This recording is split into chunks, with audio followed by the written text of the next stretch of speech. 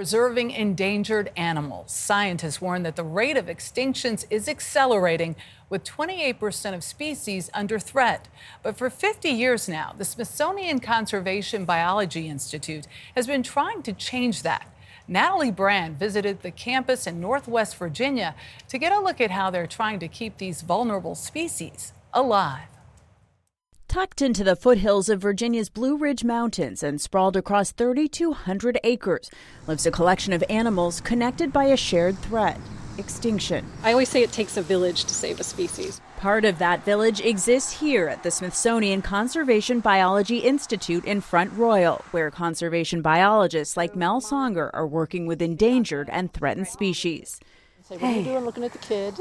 Like the Shalvoskis or pea horse, which essentially disappeared from the wild at the end of the 1960s, with just a small number left at zoos and breeding facilities back then. The work that's going on the horses here is really working on their the reproduction, how to build healthy populations here. Foals like this one are helping to restore the wild horse. Work that's also being done here with clouded leopards, red pandas, maned wolves, cheetahs, and more.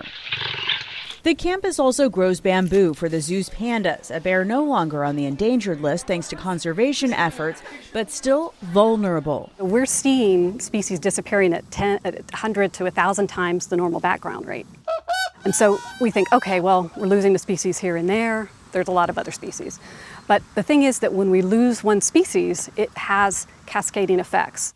That's why the campus is also one of the breeding facilities in North America for the black-footed ferret, now making a comeback after thought to be completely extinct a few decades ago. Why is it important to make sure that there's enough ferrets in the wild population? So every animal in the ecosystem is important for that ecosystem. They all have a really important role to play.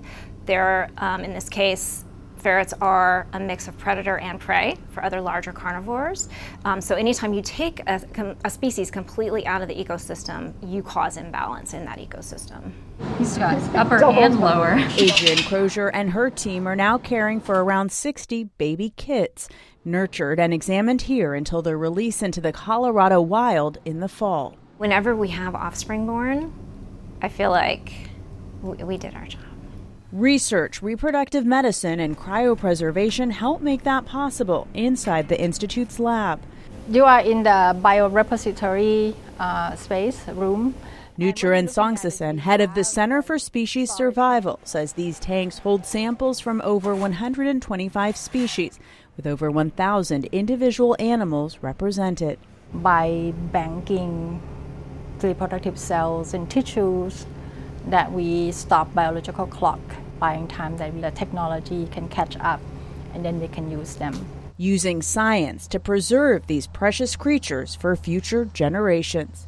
For CBS Saturday Morning, Natalie Brand, Front Royal, Virginia. So many beautiful species, and the Smithsonian actually wants our help in naming one of the animals. Right. It's the newest pea horse, Colt, that you saw in Natalie's story, and you can take part in an online poll.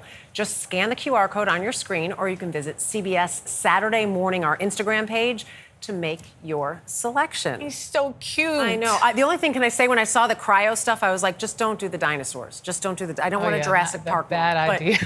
Sorry, that's really where my bad. head went. Yeah. But it's great work that they are doing. Absolutely.